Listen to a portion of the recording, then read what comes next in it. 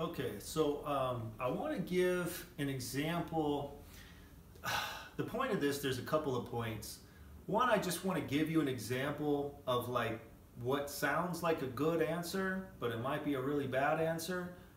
But also this kind of links back to the video I did a couple videos ago about how to know God's will for your life. This kind of all interconnects. So here's an example. Like I'll listen to different radio programs and stuff and hear the questions people have when they call in.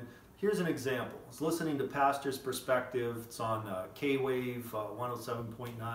It's a good show. It's a good channel. It's a good station. It's a good show. But here's an example, okay?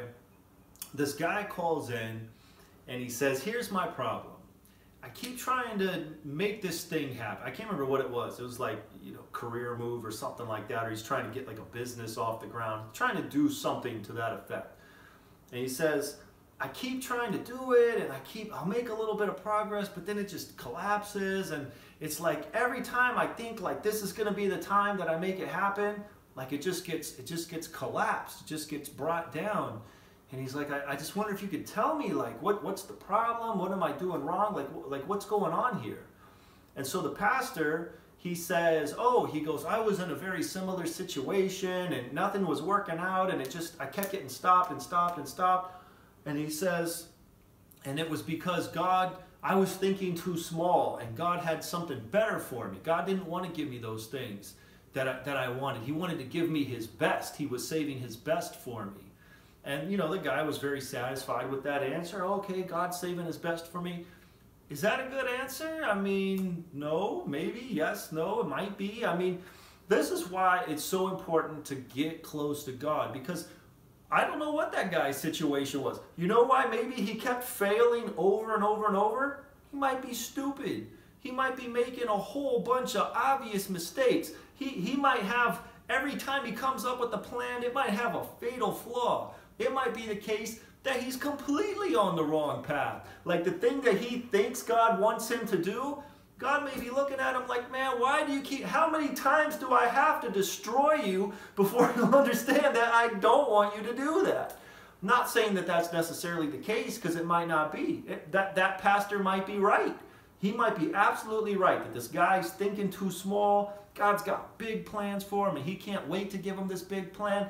But he also might be an idiot, and he also might be completely on the wrong path. And so how are you going to know? You can't just call Pastor's Perspective and expect them to have some cookie cutter answer that yes, this is how it is for your life. You don't know. And so if you have a close relationship with God, and you pray and you listen and you're in the Word and you let him guide your life and you let all this stuff happen, then when that type of situation occurs, God, I don't know what's going on here. Every time I try, I fail. Am I screwing up? Am I making terrible mistakes? Do you have some completely other plan for me? Or what are you trying to do? Do you want me to keep trying the things I've been doing? Should I keep going? And then you can get a sense of what you should do. You can get that feedback. Well, I don't know why I keep failing, but God tells me to stick with it. I'm going to stick with it.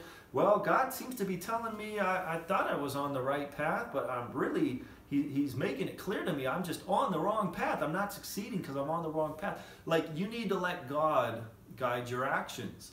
And, that's the only way that you're going to really get, like, satisfying answers to questions. And really the only way that you're going to, figure out what his will is for your life. So, like I said, you got to stick with God.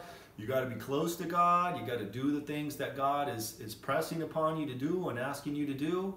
And if you do, then everything will start to fall into place. So that's it. Thanks for listening. God bless.